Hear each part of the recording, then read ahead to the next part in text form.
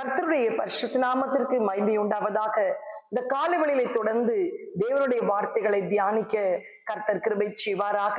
எரேமியா 31:16 படி, நீ அழாதபடிக்கு உன் சத்தத்தை அடக்கி கண் நீர் விடாதபடி கண் இமைகளை காத்துக்கொள், உன் கிரியைகளுக்கு தக்க பலன் உண்டு என்று கர்த்தர் சொல்கிறார். இந்த நாளிலே கூட கிரியைகளுக்கு தக்க பலனை தொடர்ந்து நாம் தியானித்து வருகிறோம்.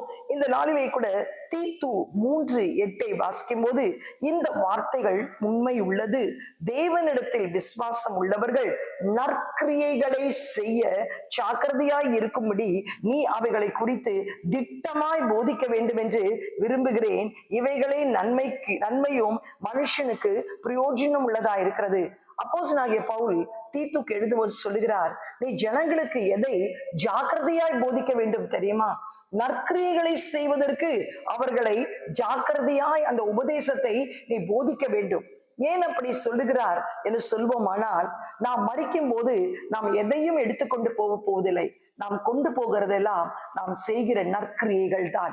இதை தான் வெளிப்படுத்தின விசேஷம் 14ஆம் அதிகாரம் 3ஆம் வசனத்தை வாசிக்கும் போது, பின்பு பரலோகத்தில் ஒரு சத்தம் உண்டாக கேட்டேன், அது கர்த்தருக்குள் மரிக்கிறவர்கள் இது முதலாய் பாக்கியவான்கள் என்று எழுது, அவர்கள் தங்கள் பிரயாசங்களை விட்டு ஒழிந்து தங்கள் நற்கிரியைகளை பரலோகத்திற்குள் கொண்டு போவார்கள். அதைதான் நீ மரிக்கும் போது நீ சம்பாதித்த எதுவுமே உன் கூட வராது. எதுதான் உன்னோடு கூட வரும் தெரியுமா? நற்கிரியைகள். இதைதான் அப்போஸ்தலனாகிய பவுல் ஜாக்கிரதையாய் அதை நீ போதிக்க வேண்டும் என்று ஜனங்களுக்கு சொல்ல வேண்டும் என்று சொல்லுகிறார். வேதத்திலே பார்க்கும்போது ஆண்டவர் ஏன் அப்படி சொல்லுகிறார் என்று பார்க்கும்போது, மார்க் சுவிசேஷம் 14ஆம் அதிகாரத்திலே 3ஆம் வசனத்திலிருந்து வாசிக்கும் போது, அவர் பெத்தானியாவில் குஷ்டரோகியாய் இருந்த சீமோன் வீட்டிலே போஜனம் பந்தி இருக்கையில் ஒரு ஸ்திரீ விலையேற பெற்ற நலதம் என்னும் உத்தம தைலமுள்ள வெள்ளைக்கல் பரணியை கொண்டு வந்து அதை உடைத்து அந்த தைலத்தை அவர் சிரசின் மேல் ஊற்றினாள். அப்பொழுது சிலர் தங்களுக்குள்ளே व्यसனம் அடைந்து, இந்த தைலத்தை இப்படி வீணாய் செலவழிப்பானே, இதை 300 பணத்துக்கு அதிகமான கிரயத்துக்கு விற்று தரித்திரத்திற்கு கொடுக்கலாமே என்று சொல்லி அவளை குறித்து முறுமுறுத்தார்கள். இயேசு அவர்களை நோக்கி, அவளை விட்டு விடுங்கள், ஏன் அவளை தொந்தரவுப்படுத்துகிறீர்கள்? என்னிடத்தில் நற்கிரியை செய்திருக்கிறாள் என்று சொன்னார். தரித்திரர் எப்பொழுதும் உங்களிடத்தில் இருக்கிறார்கள். உங்களுக்கு மனது உண்டாகும் போதெல்லாம் நீங்கள் அவளுக்கு நன்மை செய்யலாம். நானும் எப்பொழுது உங்களிடத்தில் இரேன். இவள் தன்னால் இயன்றதை செய்தால் நான் அடக்கம் பண்ணப்படுவதற்கு எத்தனமாக என் சரீரத்தில் தைல பூசினாள் என்றார். அடுத்தது அவர் என்ன சொன்னார் தெரியுமா? மிக முக்கியமான ஒரு காரியம். அவள் செய்த நற்கிரியைக்கு இந்த சுவிசேஷம் உலகத்தில் எங்கெங்கு பிரசங்கிக்கப்படுமோ அங்கங்கே இவளை நினைப்பதற்காக இந்த செய்தி சொல்லப்படும் என்று மெய்யாகவே உங்களுக்கு சொல்லுகிறேன். எவ்வளவு ஒரு சாட்சியுள்ள ஒரு வாழ்க்கை.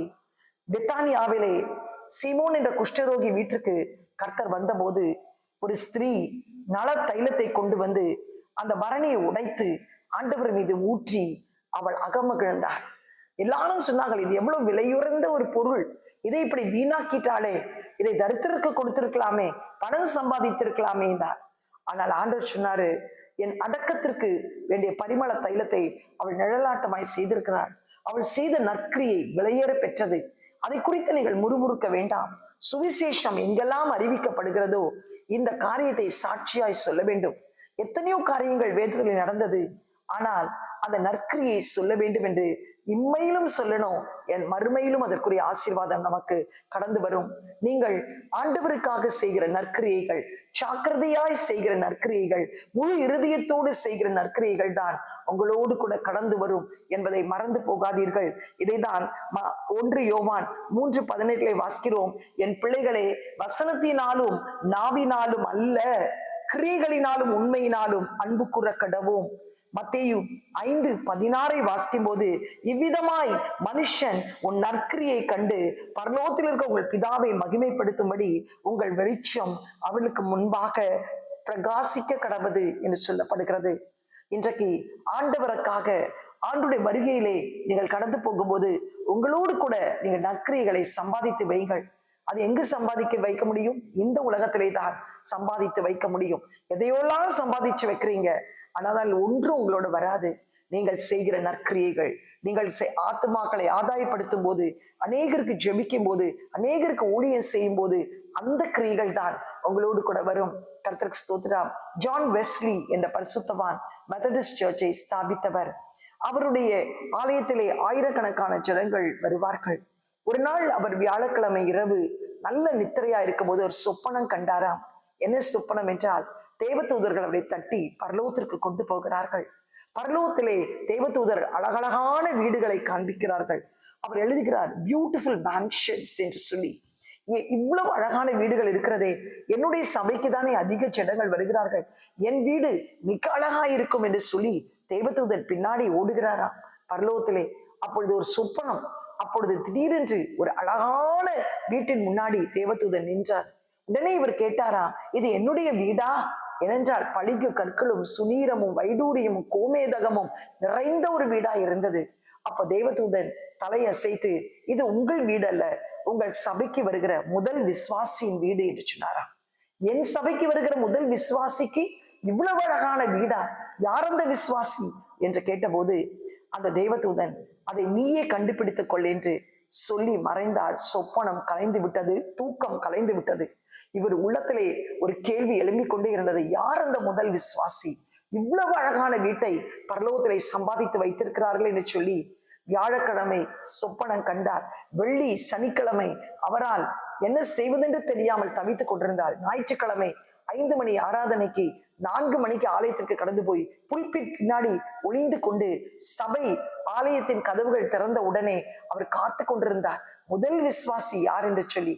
ஒரு வயதான 80 வயது தாய் கூனி குறுகி மிகவும் உடலெல்லாம் சுருங்கப்பட்ட நிலைமையிலே அந்த ஆலயத்தின் திறப்பிலை வந்து நின்று நேர் முழங்காலிட்டு 2 கைகளை உயர்த்தி ஜெபம் செய்துவிட்டு ஒரு சின்ன டவல் எடுத்துக்கொண்டு வந்து ஒவ்வொரு சேரை துடைத்து அவர்கள் 3 காரியங்கள் சொன்னார்களா. ஆண்டவரே, இந்த சேர்ல உட்கார்றவங்களை ரட்சிங்கப்பா, இவங்களை விடுதலை செய்யுங்க, இவங்க மூலமாய் ஒரு ஆத்மாவை கொண்டு வாங்க. இவ்வளவு அழகான ஒரு ஜெபம். என்றைக்காவது சபையில நீங்கள் வந்து உட்கார்ந்த உடனே இப்படி ஒரு ஜெபத்தை செய்திருக்கிறீர்களா? சற்று யோசித்து பாருங்கள்.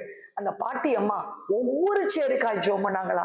இந்த சேர்ல உட்கார்றவங்களை ரட்சிங்க, இவங்களை விடுதலை செய்யுங்க, இவங்க பிரச்சனையில இருந்து இவங்க சாட்சி சொல்லி ஒரு ஆத்மாவை கொண்டு வரட்டும் என்று சொல்லி எல்லா சேருக்கு ஜெபம் பண்ணிட்டு கடைசி சேர்ல போய் உட்கார்ந்தாங்களாம். இந்த ஜான் வெஸ்லி ஐயா நேரே ஓடி போய் அவங்க கலாச்சார பிரகாரம் அந்த பாட்டியை கட்டி பிடித்து கேட்டார்களா, அம்மா நீங்க யார், உங்க வீடு எங்க இருக்கிறது, ஒரு நாள் கூட நான் விசிட் பண்ணதில்லை என்று. அந்த அம்மா சொன்னாங்களாம், இளம்பாய் பிரயாயத்துல விதவை ஆயினேன், இந்த ஆலயத்திலே தான் தங்கி கொண்டிருக்கிறேன், இங்கு வருவர்களுக்கு தான் நான் ஜெபித்து கொண்டிருக்கிறேன், இங்கு வருவர்கள் கொடுக்கிற அந்த சின்ன டாலர்ஸ்ல தான் ஏதோ ஒரு பர்கர் வாங்கி சாப்பிட்டு நான் உட்கார்ந்து கொண்டிருப்பேன், இந்த ஆலயத்துக்கு ஜெபிப்பதுதான் என்னுடைய வேலை என்று சொன்னாராம். அந்த ஐயா சொன்னாராம், பரலோகத்திலே அம்மா, இங்கு உங்களுக்கு வீடு இல்லாவிட்டாலும் பெரிய வீட்டை நீங்கள் சம்பாதித்து வைத்திருக்கிறீர்கள். எவ்வளவு அழகான ஒரு வீடு, கோமேதகமும் சுனீரமும் படிகமும் படிக பச்சையும் முத்துக்களும் நிறைந்த ஒரு வீட்டை சம்பாதித்து வைத்திருக்கிறீர்கள் என்று சொல்லி அவர் அந்த தாய்க்கு சொன்னார்களாம். ஆம், எனக்கு பிரியமானவர்களே, அவர்கள் செய்கிற நற்கிரியைகள் அவர்களுக்கே பரலோகத்திலே அவ்வளவு பெரிய ஒரு ஆசீர்வாதம் இருக்கிறது என்று தெரியாது. ஆனால் அதை அந்த வெஸ்லிக்கு அவர் நினைத்தார், சொன்னாராம், என் பிரசங்கத்தினால்தான் இவ்வளவு ஆத்மா வருது நினைச்சேன், ஏன் பிரசங்க அல்ல, நீங்க ஜோமனிங்க பாருங்க, அந்த ஆத்மாவை ரட்சியும், விடுதலை செய்யும், அவர்கள் மூலமாய் ஒரு ஆத்மாவை கொண்டு வரும், இதுதான் சபையிலே ஒரு எழுப்புதலை கொண்டு வந்திருக்கிறது என்று சொல்லி, பாட்டி நீங்க பரலோகத்திலே ஒரு பெரிய பொக்கிஷத்தை சம்பாதித்து வைத்திருக்கிறீர்கள் சொல்லி அவர்களை சாட்சி கொடுத்தாராம். ஆம், எனக்கு பிரியமானவர்களே, இந்த காலை வேளையிலே கூட நீங்கள் மரித்தால் நீங்கள் என்ன, உங்களை குறித்து என்ன சாட்சி இருக்கும் யோசித்து பாருங்கள். என்ன வீடு சம்பாதித்து வைத்திருக்கிறீர்கள்? உங்களுக்கென்று ஒரு வாசஸ்தலத்தை உருவாக்குகிறேன் என்று கர்த்தர் கடந்து போயிருக்கிறாரே, உங்களுக்கென்று ஒரு வாசஸ்தலத்தை சம்பாதிக்கத்தக்கதாக இந்த உலகத்திலே நீங்கள் என்ன நற்கிரியைகள் செய்தீர்கள்? அந்த சகோதரி செய்த நற்கிரியைகளை பார்த்து ஆண்டவர் சொன்னார், சுவிசேஷம் எங்கெல்லாம் அறிவிக்கப்படுகிறதோ அங்கெல்லாம் அவள் செய்த நற்கிரியை அறிவிக்க வேண்டும் இம்மையில், அப்ப மறுமையில் அவளுக்கு எவ்வளவு பெரிய ஆசீர்வாதம் இருக்கும் என்று யோசித்து பாருங்கள். கடைசியில் ஒரு வசனத்தை வாசிக்க விரும்புகிறேன். கர்த்தருக்கு ஸ்தோத்திரம். தீத்து 3:8 வாசிக்கும் போது, இந்த வார்த்தைகள் உண்மையுள்ளது, தேவனிடத்தில் விசுவாசமானவர்கள் நற்கிரிகளை செய்ய ஜாகிரதையாய் இருக்கும்படி நீ அவர்களை குறித்து திட்டமாய் போதிக்க வேண்டும் என்று விரும்புகிறேன். இவைகளே நன்மையும் மனுஷருக்கு பிரயோஜனமானவைகள் மாத்திரமல்ல, ரோமருக்கு என்ன நிருபம் 2:7 சொல்லப்படுகிறது, சோர்ந்து போகாமல் நற்கிரைகளை செய்து மகிமையும் கனத்தையும் அழியாமையும் தேடுகிறவர்களுக்கு நித்திய ஜீவன் உண்டு. யாருக்கு நித்திய ஜீவன் தெரியுமா? Who will enter the eternity என்று சொல்லும் போது சோர்ந்து போகாமல் நற்கிரைகளை செய்து கனத்தையும் அந்த அழியாமையும் மகிமையும் சுதந்திரிக்கிறவர்களுக்கு தான் நித்திய ஜீவன் உண்டு. இன்றைக்கு அந்த நித்திய ஜீவனுக்கு என்று நீங்கள் அழைக்கப்பட்டிருக்கிறீர்கள். அதற்காக பிரயாசப்படுங்கள். அதற்காக எப்படி பிரயாசப்படணும்? நற்கிரியைகளை செய்யும் போது உங்கள் கிரியைகளுக்கு தக்க பலன் உண்டு என்று கர்த்தர் சொல்லுகிறார். கண்களை மூடி ஜெபிப்போமா? எங்களை அதிகமாய் நேசிக்கிற நல்ல தகப்பனே, இந்த காலை வேளையிலும் ஆண்டவரே நற்கிரியைகளுக்கு தக்க பலன் உண்டு என்று நாங்கள் ஆண்டவரே வாசித்தோமே. ஏசப்பா ஆண்டவரே, நாங்கள் நித்திய ஜீவனை சுதந்திரிக்கிறதற்கு சோர்ந்து போகாமல் நற்கிரியைகளை செய்து ஆண்டவரை மகிமையும் கனத்தையும் அழியாமையும் சுதந்திரித்துக் கொள்ளும் போதுதான் அந்த நித்திய ஜீவனுக்கு நாங்கள் பாத்திரவானாய் மாற முடியுமாப்பா. ஆண்டவரே, இதை குறித்து அப்போஸ்தலனாகிய பவுல் தீத்துக்கு சொல்லுகிறீர், ஜனங்களுக்கு இதை ஜாக்கிரதையாய் போதிக்க வேண்டும். இதை அவர்கள் செய்யும் போதுதான் பரலோகத்திலே அவருடைய கிரியைகள் பெரிதாய் இருக்கும். ஆண்டவரே, நாங்கள் எங்கள் ஆத்மா பிரிந்து நாங்கள் கடந்து போகும்போது எங்களோடு கூட நாங்கள் செய்கிற கிரியைகள் தான் எங்களோடு கூட வரும் என்று சொல்லி பார்க்கிறோமே. அந்த பெத்தானியாவிலே ஆண்டவர் இந்த குஷ்டரோகியாகிய சீமோன் வீட்டிலே வந்த சகோதரி அந்த விலையேற பெற்ற நல தைலத்தை ஆண்டவரே அப்பா ஆண்டவருடைய சிரசின் மேல் ஊற்றி ஆண்டவரே மகிழ்ந்ததை நாங்கள் பார்க்கிறோமே. அங்கு உள்ளவர்கள் எல்லாம் இந்த விலையேற பெற்ற தைலத்தை வீணாக்கி விட்டானே என்று முறுமுறுத்த போது தேவன் சொன்னார், அவள் செய்த நற்கிரியைகள் எங்கெல்லாம் சுவிசேஷம் அறிவிக்கப்படுகிறதோ அங்கு தெரிவிக்கப்பட வேண்டும் என்று சொல்லி சாட்சி கொடுத்ததை பார்க்கிறோமே.